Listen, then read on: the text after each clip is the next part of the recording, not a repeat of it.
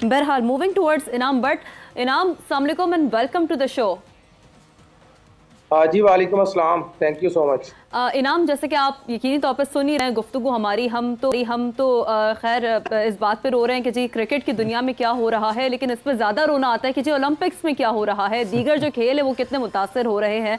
तो पहले तो ज़रा एक ओवरव्यू, जैसे हम कहते हैं ना कि एक बर्ड्स आई व्यू से कमेंट कीजिएगा कि जो आपने एक ओवरऑल एक ओलंपिक्स का हाल देखा है, 7 खिलाड़ी गए और जिसमें से 6 बाहर हो गए और अब अरशद नदीम से ही हमें सारी की सारी जो उम्मीदें हैं वो वाबस्ता हैं, तो कैसे देखते हैं आप इसे? देखिए जी, ओलंपिक एक बहुत बड़ा मेगा इवेंट है और पूरी दुनिया का सबसे बड़ा इवेंट है। तो इसकी जितनी हम तैयारी करते हैं उस तरह का ही हमें इसका जो है वो रिजल्ट मिलता है। इस दफ़ा तो बड़ा खुशाइंद है कि हमारे जो 3 शूटर हैं उन्होंने क्वालिफाई कर लिया और एक अरशद ने क्वालिफाई कर लिया। इससे पहले तो पोजीशन इससे भी ज़्यादा थोड़ी ख़राब होती है, जिसमें हमारे जो खिलाड़ी हैं वो इतने क्वालिफाई नहीं कर पाते। लेकिन ये है कि ओवरऑल जितने हमारे शूटर गए हैं, क्योंकि उन्होंने क्वालिफाई किया था, फिर भी उन्होंने अपनी एक फाइट खेली है। लेकिन अनफॉर्चुनेटली हम उस तरह मेडल्स तो नहीं विन कर पाए। लेकिन ओवरऑल बहुत ज़्यादा दुख होता है परफॉर्मेंस देखकर। ओवरऑल बहुत ज़्यादा हमें अच्छा नहीं फील होता जब हम ओवरऑल हम पोजीशन को देखते हैं। तो इनाम, आप हम कल हमारे साथ जो है वो एक और हमारे जो साबिक ओलंपियन है वो भी मौजूद थे। उनके हवाले से जो उनके भी शिकवे शिकायत थे वो भी हमने सुने, हमारी आवाम ने भी सुने।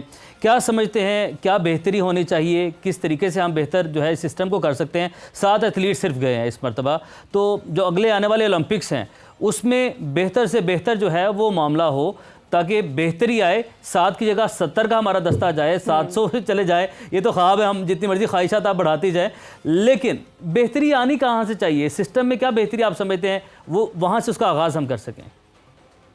जी बिल्कुल, आपने बहुत ही अच्छा सवाल किया है।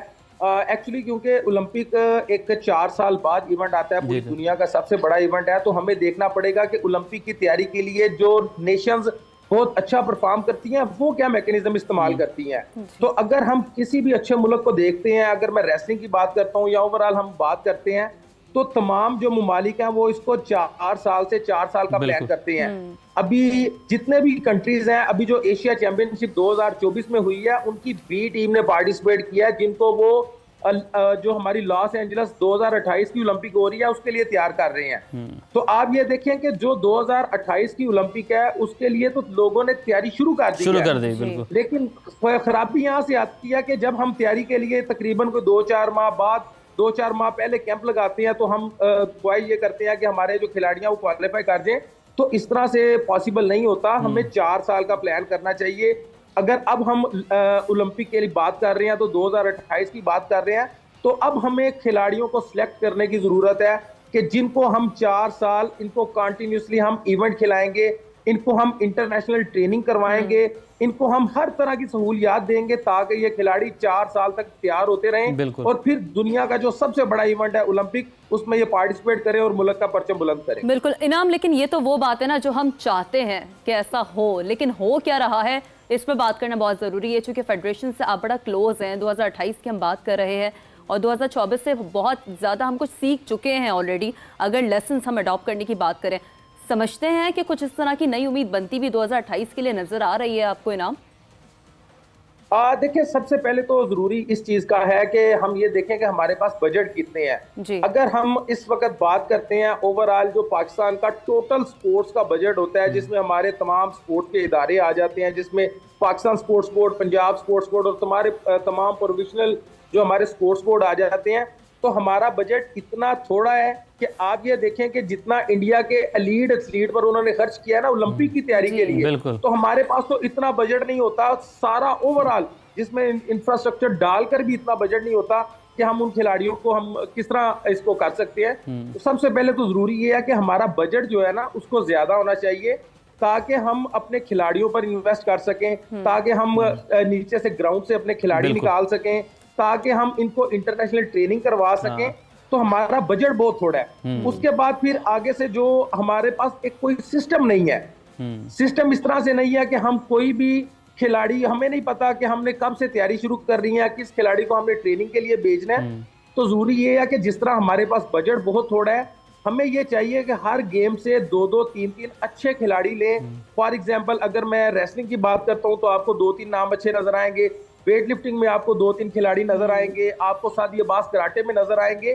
तो इस तरह के जो हमारे इंडिविजुअल स्पोर्ट्स के खिलाड़ी हैं उनको तैयार करना जरूरी है, उनका एक एलीट पूल बनाना जरूरी है और उन पे इन्वेस्ट करने की जरूरत है। अगर पैसे थोड़े हैं तो फिर आप अच्छे और मेन खिलाड़ियों पर फोकस करें ताकि वो हमें मेडल लेकर दें। इनाम, मैंने देखा है आपको जो स्पोर्ट्स बोर्ड है वहाँ पर आप लड़कों को ट्रेन भी कर रहे हैं, साथ अपनी भी ट्रेनिंग कर रहे हैं। एक तो ये बताएगा कि क्या समझते हैं आप, अगर सही डायरेक्शन पे हम काम करें और जो हमारी एसोसिएशंस हैं वो ओलंपिक कमेटी है वो सही डायरेक्शन में काम करें तो रेसलिंग जो है इस शोबे में कितना पोटेंशियल है, पाकिस्तान जो है कितने मेडल कितनी वेट कैटेगरीज में जीत कर ला सकता है? देखिए, मैं एक दो चीजें क्लियर कर देना चाहता हूं कि अल्हम्दुलिल्लाह जो पाकिस्तान रेसलिंग फेडरेशन है वो बहुत ही थोड़े वसाइल के साथ बहुत अच्छा परफॉर्म कर रही है। अगर मैं आपको अपना सालाना बजट बताऊं तो आपको और मुझे दोनों को शर्म आ जाएगी कि 15 लाख रुपया हमारा सालाना बजट है जिसमें हम ओवरऑल रेसलिंग को 1 साल के लिए देखते हैं। तो इतने पैसों में हम इनाम बट लेकर आ रहे हैं, जिसमें हम कॉमनवेल्थ के मेडल ले रहे हैं, जिसमें हम वर्ल्ड के मेडल ले रहे हैं। तो रेसलिंग अपना काम कर रही है। अगर हम ओलंपिक की बात करते हैं तो पाकिस्तान ओलंपिक एसोसिएशन की तरफ से हमारे 12 जो खिलाड़ी हैं उनको सिलेक्ट किया गया, उनको ओलंपिक स्कॉलरशिप दिया गया और जो तीनों शूटर, बल्कि ये 4 के 4 जो क्वालिफाई बंदों ने किए हैं, जिनमें गुलाम जोसेफ है, जिसमें हमारी कशमाला तलत आ जाती है, जिसमें अरशद नदीम जी ठीक सही। ठीक। बहुत है कि ये 15 लाख इनाम भी जिस जानिब इशारा कर रहे हैं कि ये जो इमर्जिंग टैलेंट है और यकीनी तौर पे ये तो बहुत एस्टोनिशिंग है। खान साहब आप भी इस पे कमेंट कर सकते हैं। कमेंट करें कि 15 लाख उसमें तो सर ये आपको नहीं लगता 1 महीने का बिजली का बिल ही चला जाता होगा? नहीं बिल ज्यादा है लगता है इस दफा आपका भी इतना ही आया है। नहीं, वो ये बात बिल्कुल सही है कि अगर आप ओलंपिक्स को देखें ना, मैंने कुछ बड़े जो इवेंट थे वो देखे हैं, दुनिया का स्टैंडर्ड मैं कहाँ से कहाँ चला गया। और आप देखें कि उनकी जो डेडिकेशन है, जो एप्लीकेशन है, जो जीतने का एक खुमार है, जो मज़ा है, एक चाशनी जो है कि जब कोई एथलीट कोई अब 100 मीटर्स की रेस कोई जीतता है तो जिस तरह वो सेलिब्रेट करते हैं, ये उनको अपने मुल्क का परचम और वो जो मेडल है वो जब गले में पड़ता है और फिर तराना जो बजता है उनका, वो एक अजीब ही समा होता है। गूज़बम्प्स, तो रोंगटे खड़े कर देने वाला होता है। अब हम जो है हम कहाँ पर चले गए हैं, हमारे 13 के 14 जो हैं वो अलहदा लोग गए हैं सिर्फ मज़ा लेने के लिए और 7 एथलीट गए हैं जिसमें अभी आपने अरशद नदीम की बात की है। तो देखिए हमने जो मेडल की उम्मीद थी ये सभी जानते थे कि सिर्फ एक अरशद नदीम से थे, क्योंकि और अरशद के ऊपर भी लोड इतना है, प्रेशर इतना है, तवक्कुआत इतनी ज़्यादा हैं। नीरज चोपड़ा उनके कंपटीटर हैं। नीरज चोपड़ा को आप देख लें कि जिस तरह अभी इनाम ने बात की कि ये अभी से तैयारी अगले ओलंपिक्स की शुरू हो चुकी हुई है। नीरज के ऊपर ये 4 साल, इससे पहले भी एक लंबा अरसा चलता चला आ रहा है, इन्वेस्टमेंट की जा रही है। जो नीरज के साथ फाइनेंशियल मामला हैं आप उसको काउंट कर लें, इधर से आप जो है अमाउंट जो अरशद नदीम को मिल रही है उसको काउंट कर लें। वो अरशद नदीम को तो वो बाहर जेवलिन आगे मिली है, बाहर ट्रेनिंग कर रहे थे, बाकायदा वो अपने आप को प्रिपेयर कर रहे थे लोग, तो उनको वहां से बुला के इस मौसम में, इस ह्यूमिड मौसम में, इस गर्मी में वापस बुलाया और यहाँ पर ट्रेनिंग कराई। भाई असल उसकी जो स्ट्रेंथ है वो तो आप जाया कर रहे हैं। तो जब वो वहाँ पर मौजूद था, वहाँ पर ट्रेनिंग कर रहा था, he was under some very good coaches, तो क्या जरूरत थी उसको कुछ 15, 20, 25 दिन के लिए यहाँ बुलाना और फिर वापस करना। अब अगर वो आपको इस लेवल पर लेकर आ गया है कि जहाँ पर इंशाल्लाह अगर वो कल अच्छा परफॉर्म कर जाते हैं इंशाल्लाह, तो फिर वो पाकिस्तान के लिए एक मेडल लेके आएंगे। हमारी दुआ तो यही है कि अरशद मेडल जीते हैं, लेकिन फिर भी जो भी रिजल्ट है, अरशद जिस तरीके से मेहनत करके जहाँ तक पहुँचा है, हमें स्टिल अरशद के ऊपर बहुत ज़्यादा फ़ख्र है। इनाम जो है वो राब्ता मुनक़ता हो गया था, टेक्निकल इशू आ गया था।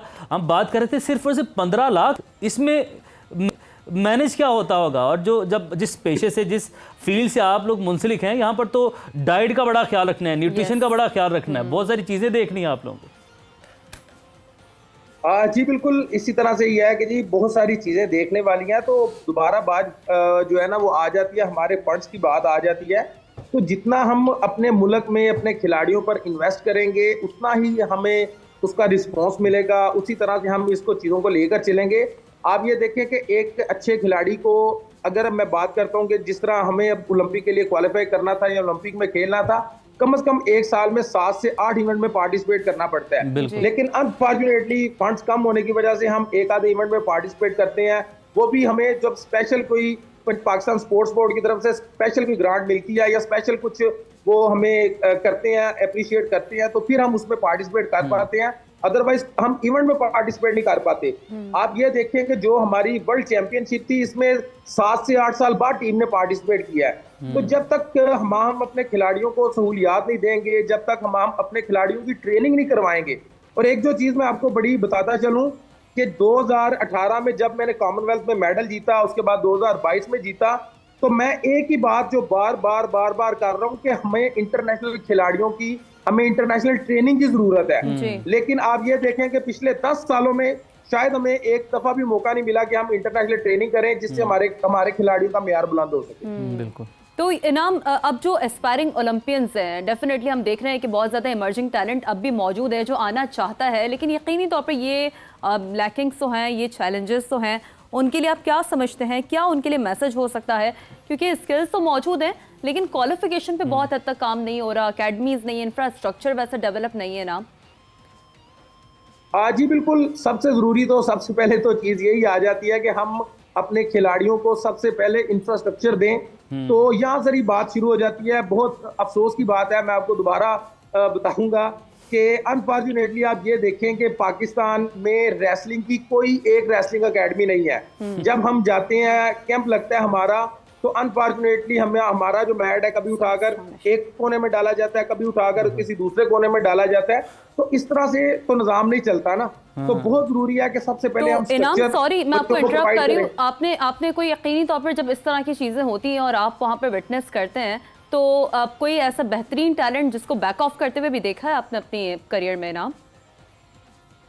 देखें, अल्हम्दुलिल्लाह मैं अल्लाह का शुक्र अदा करता हूँ कि गुजरांवाला में मैं एक अखाड़ा चला रहा हूँ और यहाँ पर तकरीबन 100 के करीब मेरे पास स्टूडेंट हैं और अल्हम्दुलिल्लाह मेरे साथ मेरे स्टूडेंट जाते हैं, बहुत सारे मेडल जीते हैं। मेरे साथ मेरे स्टूडेंट जाके कॉमनवेल्थ में मेडल जीते हैं और डिफरेंट इवेंट्स में पाकिस्तान को पार्टिसिपेट कर रहे हैं पाकिस्तान की तरफ से। तो टैलेंट तो हमारे पास है, हम बहुत से अच्छे बच्चे हमारे पास अभी से हैं। अभी से प्लान करने की जरूरत है कि हम हर गेम में 4-4, 5-5 बच्चे निकालें, 20 से 25 बच्चों का एक एलीट पूल बनाएं जिसको हम तैयारी करवाएं। तो आप तो नंबर ले सकते हैं, नाम ले सकते हैं खिलाड़ियों का। मैं बता सकता हूं कि 4 साल बाद कौन से बच्चे रेसलिंग में पार्टिसिपेट कर सकते हैं। आज उनको पिक करें, उनको ट्रेनिंग करवाएं ताकि हमारे खिलाड़ी पूरी दुनिया में नाम रोशन कर सकें। ठीक है। इनाम, अनू दस्तगीर भट्ट भी हमारे साथ मौजूद थे जिनका मैंने जिक्र भी किया पहले। वेट लिफ्टिंग में भी ये भी, क्योंकि रेसलिंग वेट लिफ्टिंग साथ साथ चलते पैरेलल, अगर बींगा एक मतलब अगर टेक्निकली मैं बात ना करूँ तो इस हवाले से मैं बात करूँ तो ये उस साइड पे भी हमने देखा कि काफ़ी ज़्यादा जो है वो निगलेक्ट किया गया उस साइड को। तो क्या करते हैं आप, अगर नू दस्तगीर भट्ट यहाँ पर होते तो क्या हम वहाँ पर भी उम्मीद रखते मेडल की? और रेसलिंग वाले मामला में कुछ आप जानते हैं कि वहाँ पर क्या चल रहा है, क्यों इस तरह की नाइंसाफियाँ की जा रही हैं? देखिए, मैं तो दोबारा यही बात करता हूँ कि हमारे पास नाइंसाफी तो उस वक्त होती है जब हमारे पास बजट थोड़ा होता है। तो सबसे पहले तो पाकिस्तान का जो ओवरऑल बजट रखा जाता है वो बहुत थोड़ा रखा जाता है। जिस तरह अभी नीरज की बात हो रही थी, तो उनके अगर इंडिया के 3 से 4 खिलाड़ी जो टॉप एथलीट है जिसमें नीरज शामिल है और 2-3 और शामिल होते हैं, तो इन 5-6 बंदों का जितना बजट है इतना पूरे पाकिस्तान का बजट है। तो सबसे पहले तो पैसे ही बहुत थोड़े हैं और उसके बाद जो दूसरी चीजें आ जाती हैं वो फिर जितने हमारे पास पैसे रह जाते हैं उन पे ठीक तरह से प्लानिंग नहीं हो रही, ठीक तरह से काम नहीं हम कर पा रहे।